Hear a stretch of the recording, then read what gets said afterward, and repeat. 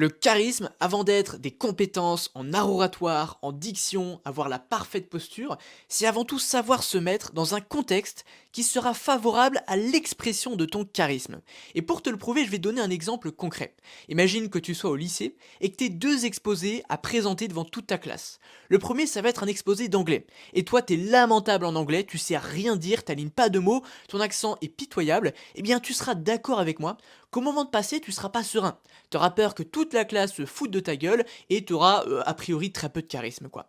Mais le lendemain, t'as un exposé en histoire. Et toi t'es un passionné d'histoire, t'as lu des tonnes et des tonnes de bouquins dans cette matière, et ben je pense que tu seras quand même nettement plus à l'aise, nettement plus charismatique pour la simple et bonne raison que tu seras dans un contexte favorable à l'expression de ton charisme. Et je vais même te donner un second exemple. On a tous un pote qui est très timide, mais quand il se met à parler de sa passion, de son truc à lui, ben il se transcende, il devient super à l'aise, il débite, il parle avec les mains et il est carrément plus charismatique. Parce que le secret du charisme, c'est de te mettre dans un contexte où tu es en confiance, où tu parles avec les tripes, les convictions, et ça vient, enfin seulement ensuite tu vas pouvoir l'optimiser avec corriger tes tics de langage, ta posture, améliorer ton éloquence, mais c'est secondaire.